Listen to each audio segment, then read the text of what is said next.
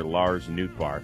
My goodness. I mean, I'm surprised I didn't have to go through 18 PR people to get to you because, you know, your social media has blown up. I'm surprised you don't have your own YouTube channel and everything else.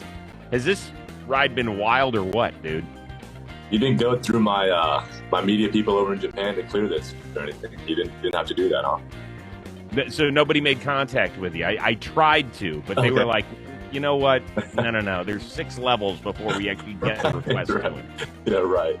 No. You're at 1.1 million followers on Instagram. Do you have any idea what number you started with at the beginning of the World Baseball Classic? I think, yeah, because people were sending me like screenshots of whoever, I don't know who has the time to do it, but they were like looking at before the WBC versus after the WBC. It was like 50 or 60,000 followers, something like that. And, you know, shout out to whoever was, you know, had the time to do those audits on my Instagram followers. But yeah, it was a pretty, quick and meteoric rise in terms of the social media following.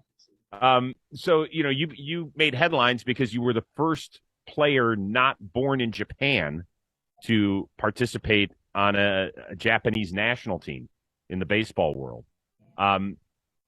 Your mom is Japanese, and you have actually been tied into Team Japan for well over a decade.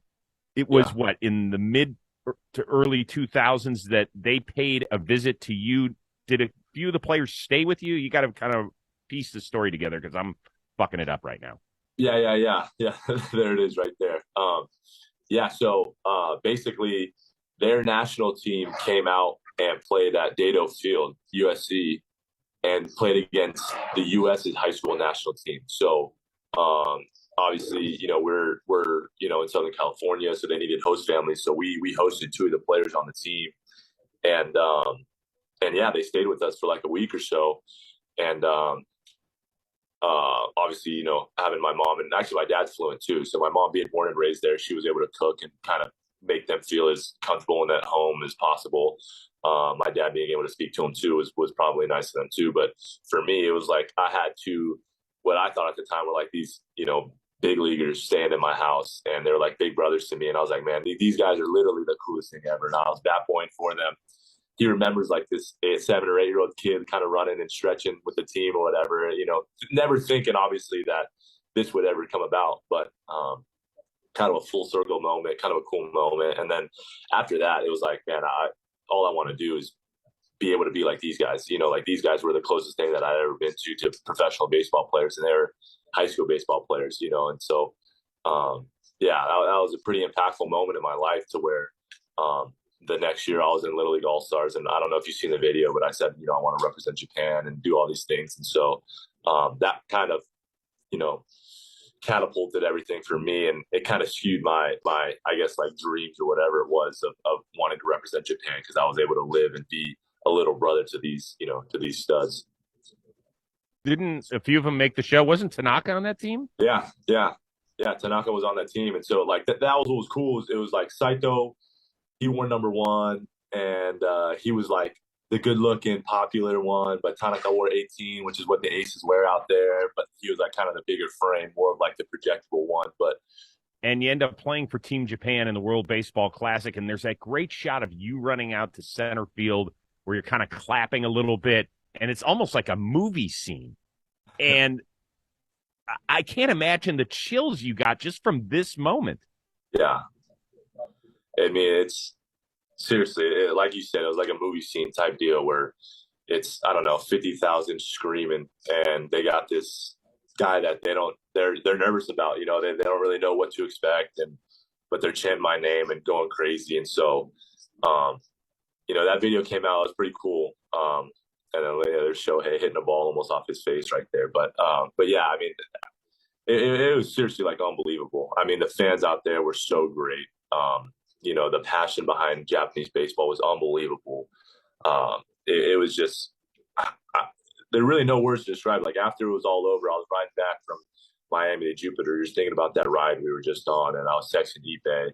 I was like, I can't, you know, how unbelievable was that? Like it was from the exhibition games in Japan all the way through Miami. I mean, it was seriously was like, and for the trip to end the way it did too, it just seriously was just I mean, how nervous were you?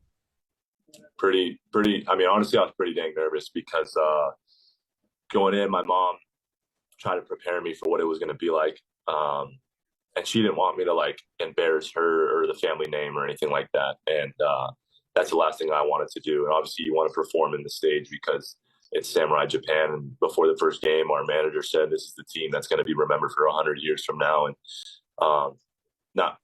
not understanding the cultural fully, not understanding the language really at all.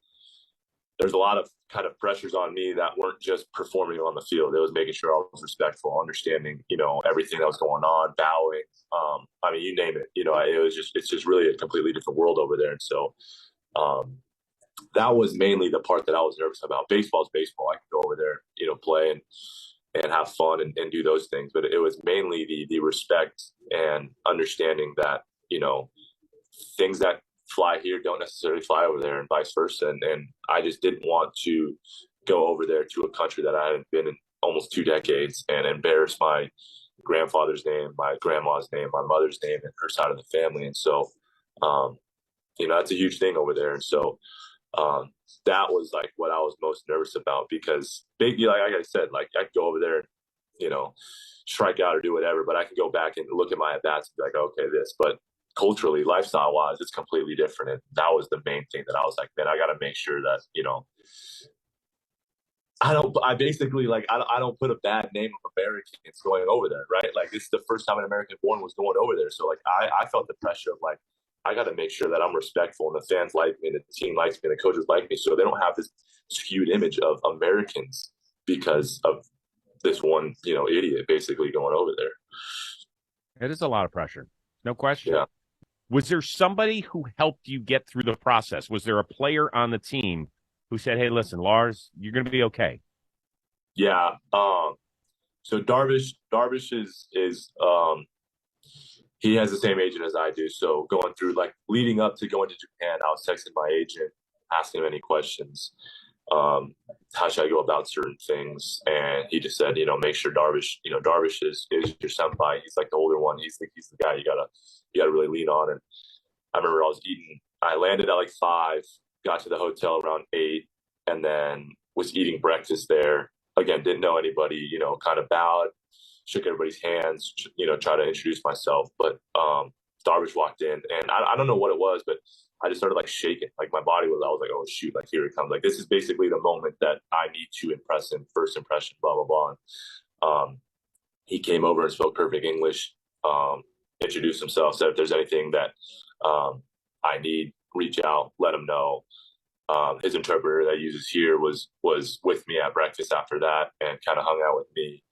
And so that was nice. Like you said, like that was the unnerving part where I was like, okay, I got past basically step 1 and introducing myself and being respectful and having a good first impression with Darvish. And then after that, the next day I went to the field and met Shohei for the first time, and he came up to me and approached me. And I was using, for the rest of the tournament, I was using Ipe as a translator, who he uses here. And man, can't say enough good words about Shohei. I mean, the most impressive human being that I've ever met. On the field, off the field, the amount of attention that he receives over there and how he handles it and how humble of a guy he is. And what a sense of humor he has too, man. It was really like, for me, I came out of that experience and I come back, everybody's asking about Shohei. Obviously, for the people that were in the tournament, they got to see how freakish he was in person. But man, off the field, I was seriously blown away with him as a human being. It was pretty cool to see such a superstar handle himself that way. Hey, everybody.